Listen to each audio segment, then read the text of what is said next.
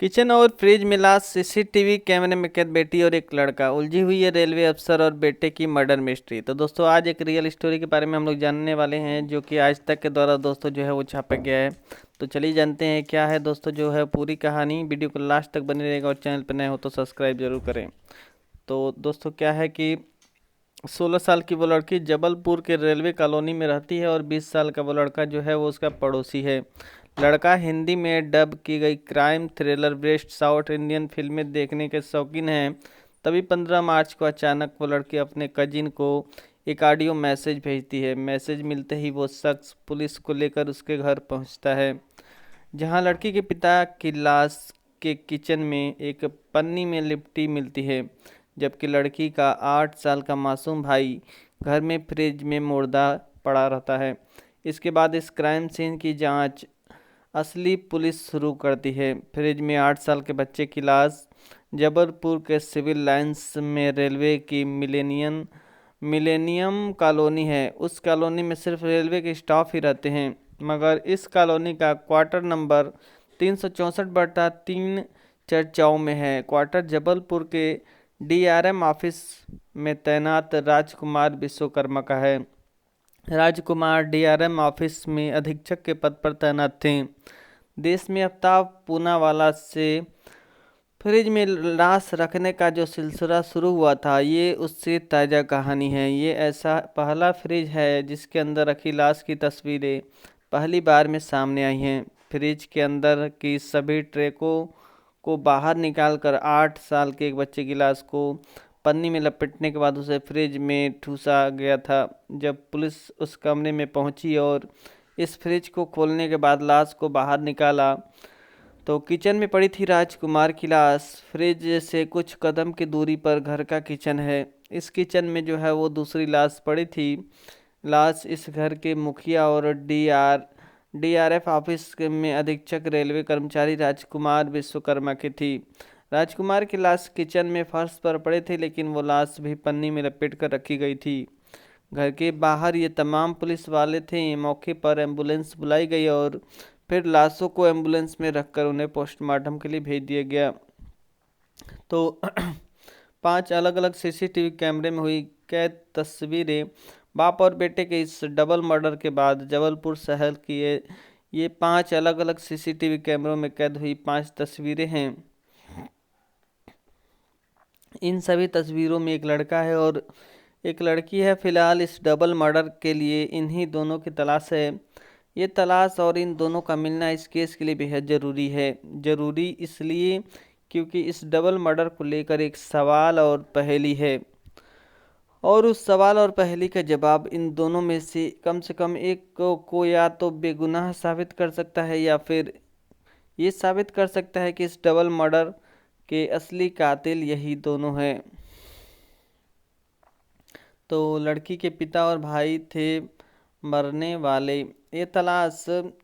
ये सवाल इसलिए सबसे ज़्यादा अहम है क्योंकि 5 अलग अलग कैमरों में जो लड़की नज़र आ रही है, ये कोई और नहीं बल्कि रेलवे कॉलोनी के इस घर में जिन 2 लोगों का कत्ल हुआ है, उनमें से एक की बेटी और एक की बहन है।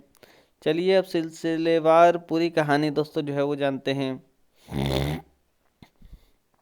काव्या ने भेजा था ऑडियो मैसेज। 15 मार्च की सुबह की बात है। जबलपुर से करीब 225 किलोमीटर दूर पिपरिया में रहने वाली आरती मोबाइल पर एक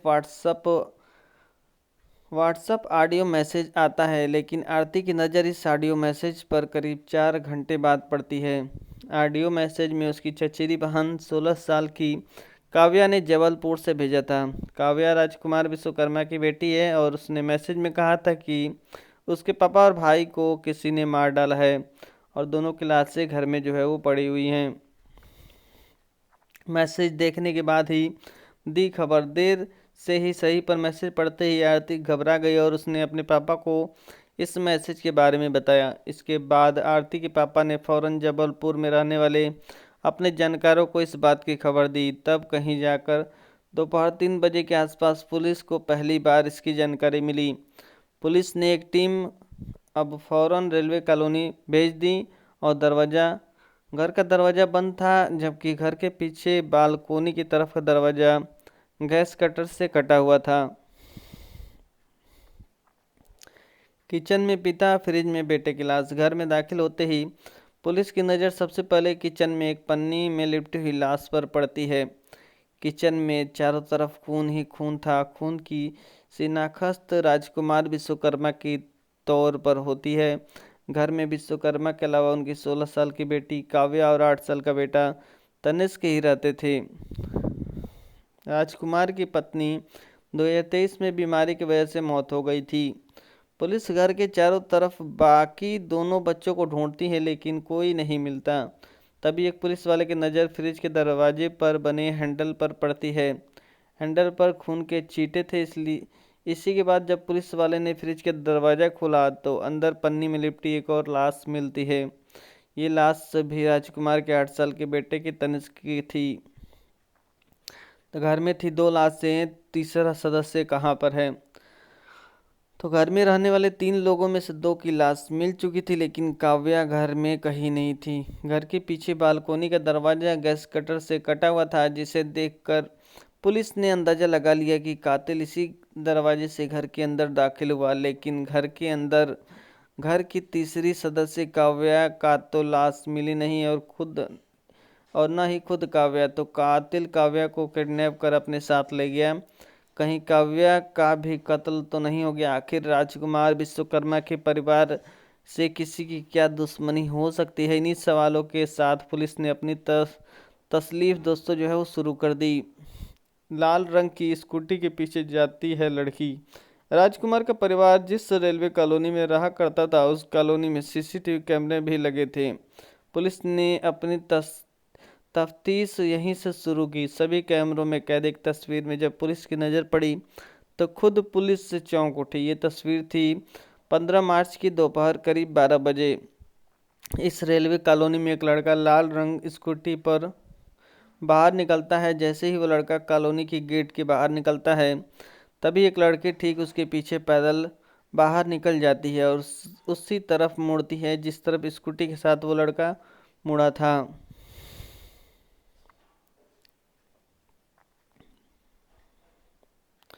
काव्या को जिंदा देख पुलिस ने ली राहत की सांस। वो लड़की कोई और नहीं बल्कि राजकुमार की बेटी काव्या थी। दिन के उजाले में काव्या की इस तस्वीर को देखने के बाद पुलिस ने राहत की सांस ली। कम से कम काव्या तो जिंदा है और किसी ने उसे किडनैप नहीं किया। लेकिन इसी तस्वीर के साथ पुलिस के मन में तमाम शक और सवाल भी कौंधने लगे। जब जबलपुर की पुलिस ने तय किया कि वो कॉलोनी के बाहर शहर में अलग अलग जगह पर लगे बाकी सीसीटीवी कैमरों को भी खंगेलेगी, इसके लिए एक साथ पुलिस ने कई टीमें जुट गई। थोड़ी देर बाद पुलिस को पहली कामयाबी मिली। रेलवे कॉलोनी के करीब ही मौजूद मदन महल रेलवे स्टेशन की पार्किंग में उसी लाल रंग की स्कूटी पर वो लड़का और काव्या एक साथ नजर आए। लड़के ने स्टेशन की पार्किंग में स्कूटी पार्क कर दी थी। इसके बाद दोनों वहां से पैदल निकल गए। पार्किंग में स्कूटी पार्क करने की इस तस्वीर से पुलिस ने अंदाजा लगाया कि दोनों किसी ट्रेन से शहर छोड़कर जा रहे हैं। अब पुलिस ने मदन महल रेलवे स्टेशन के सीसीटीवी कैमरों को खंगालना शुरू किया। वहां से भी पुलिस को तस्वीरों के शक्ल में 2 सबूत मिलते हैं। दोपहर लगभग 12:59 पर दोस्तों जो है वो काव्या और वही लड़का पहले रेलवे स्टेशन के अंदर दाखिल होते हुए दिखाई देते हैं और फिर एक दूसरे कैमरे में स्टेशन के बाहर निकलते दिखाई देते हैं। मुश्किल से 1-2 मिनट की बात थी जब दोनों स्टेशन आए थे और फिर स्टेशन से बाहर भी निकल गए। उनके इस आने जाने और फौरन लौट जाने में ऐसा लगता है कि मानो वह स्टेशन कोई ट्रेन पकड़ने नहीं आए थे, बस आकर लौट जाने के लिए आए थे। अब पुलिस की टीम रेलवे स्टेशन के आसपास के इलाकों में कैमरे को खंगालती है और पुलिस को फिर कामयाबी मिलती है। इस बार काव्या और वो लड़का जबलपुर के ISBT पर एक कैमरे में नजर आते हैं। दोनों एक पीले रंग की बस की तरफ बढ़ते हैं और फिर बस में सवार हो जाते हैं और ये बस जबलपुर से कटनी जा रही थी।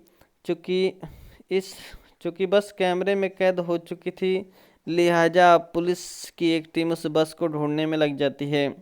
बस के ड्राइवर और कंडक्टर से पता चलता है कि दोनों कटनी से बहुत पहले आधारतल में ही उतर गए थे। अब पुलिस आधारतल के बस स्टेशन से जानकारी लेती है और तो पता चलता है कि दोनों आधारतल से एक दूसरी बस में रवाना हुए और कटनी से बहुत पहले सिहोरा में उतर गए।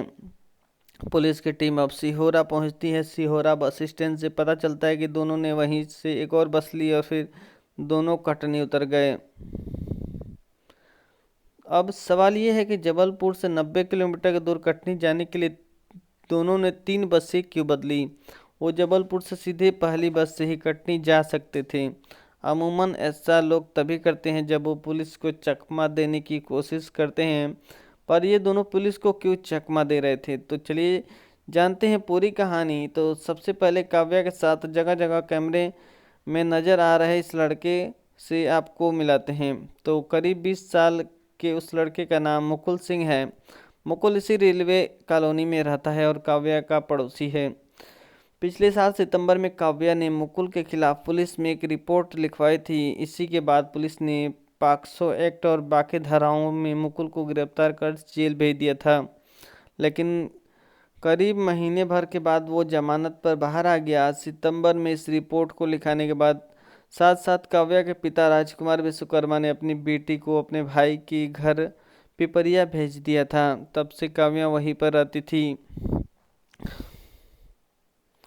10वीं की स्टूडेंट काव्या का इसी महीने बोर्ड का इम्तिहान था।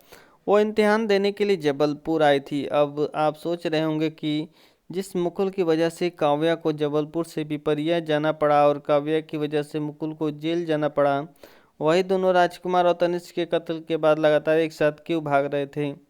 तो इस सवाल का जवाब इन दोनों के मिलने के बाद ही मिलेगा। लेकिन जब तक ये दोनों नहीं मिल जाते तब तक इस कहानी के दो पहलू सामने नजर आ रहे हैं। तो कहानी का पहला पहलू ये है कि काव्या और मुकुल एक दूसरे को प्यार करते थे। ये बात काव्या के पिता राजकुमार विश्वकर्मा को पता चल गई। इसी के बाद उन्होंने काव्या के जरिए मुकुल के खिलाफ पुलिस में रिपोर्ट लिखवाई, जिसके बाद मुकुल जेल गया और मुकुल से जुदा करने के लिए काव्या को अपने भाई के पास पिपरिया भेज दिया। जब बोर्ड का इम्तिहान देने काव्या वापस लौटी तो ये दोनों मिलकर राजकुमार और तनिष्क की हत्या कर दी। गैस कटर का इस्तेमाल ही क्यों किया। पुलिस के मुताबिक घर में मिले सामान से ऐसा पता चलता है कि दोनों कत्ल के बाद कई घंटे इस घर में बिताए, यहाँ तक कि 2 लाशों के मौजूदगी में दोनों ने नाश्ता भी किया। फिर काव्या ने अपनी कजिन्स को ऑडियो मैसेज भेजा, कत्ल की खबर दी और मुकुल के साथ घर से भाग गई। लेकिन इस कहानी में एक पेंच है कि अगर कत्ल में काव्या भी शामिल है और मुकुल के साथ मिलकर ही उसने अपने पिता और भाई को मारा है, तो फिर मुकुल को घर में दाखिल होने के लिए गैस कटर के पीछे का दरवाज़ा क्यों काटना पड़ा। तो बड़ी आसानी से काव्या की मदद से बिना दरवाज़ा काटे भी घर में दाखिल हो सकता था। तो कहानी का दूसरा पहलू ये है कि ये सब कुछ अकेले मुकुल ने किया है और किसी मजबूरी के चलते काव्या ने उसके साथ दिया। यानी काव्या खुद दबाव में थी कि ये एक तरह से आज़ाद होकर भी बंधक थी। लेकिन कहानी के दूसरे पहलू में भी बहुत से झोल हैं। पिता और भाई की हत्या हो जाए और बेटी उसी कातिल के साथ उधर नजर आई, ये गले नहीं उतरता। जबलपुर पुलिस सूत्रों के मुताबिक उन्हें भी कहानी के पहले पहलू यानी कि इस बात का शक है कि काव्या और मुकुल ने मिलकर इस दोहरे कत्ल को अंजाम दिया। तो मुकुल के बारे में शुरुआती तफ्तीश में ये पता चला है कि वो हिंदी में डब साउथ इंडियन मूवी काफ़ी देखा करता था, खासकर क्राइम थ्रिलर। तफ्तीश के दौरान पुलिस को कुछ ऐसी चीज़ें पता चली जिससे साबित होता है कि उसने ये सब कुछ किसी मूवी से ही इंस्पायर होकर किया। मसलन कत्ल के बाद काव्या और मुकुल ने अपने अपने मोबाइल घर पर ही छोड़ दिए। काव्या ने अपने पास खुद का मोबाइल के बजाय अपनी माँ का मोबाइल रखा था। स्कूटी को ले जाकर रेलवे पार्किंग में पार्क किया, फिर स्टेशन गए ताकि लगे कि वो ट्रेन से भाग गए। लेकिन फिर स्टेशन के बाहर आए और बस पकड़ी। फिर 3 अलग अलग बस बदली, यानी मोबाइल से लेकर पूरे सफ़र के दौरान दोनों ने पुलिस को ठीक उसी तरह से उलझाने की कोशिश की जैसे कि एक साउथ की क्राइम थ्रिलर मूवी में दिखाई गई है। पुलिस की माने तो गैस कटर से घर के पीछे के दरवाजे के काटने के पीछे भी दोनों का यही मकसद था कि इससे ये साबित हो कि कातिल जबरन घर में घुसा था, कोई जानकार नहीं था। तो जबलपुर पुलिस के मुताबिक रेलवे कॉलोनी की एक और सीसीटीवी फुटेज में 14 और 15 मार्च की देर रात की एक और तस्वीर कैद हुई है। इस तस्वीर में मुकुल राजकुमार विश्वकर्मा के घर के इर्द गिर्द चक्कर काटता हुआ नजर आ रहा है। उसके हाथ में कुछ सामान भी था जो शायद गैस कटर और पन्नियाँ थीं। ये तस्वीर रात करीब 3 बजे की है। बकौल पुलिस ने दोनों कत्ल रात 3 बजे के बाद हुए हैं। तो दोस्तों आप लोगों ने देखा एक रियल स्टोरी जो कि दोस्तों जो है वो आज तक के द्वारा दोस्तों जो है वो छापा गया है। तो वीडियो आपको दोस्तों जो है वो अच्छा लगा हो तो लाइक कर दें, और ऐसे ही दोस्तों जो है वो रियल स्टोरी के लिए चैनल को सब्सक्राइब कर लें। मिलते हैं आपसे नेक्स्ट वीडियो में।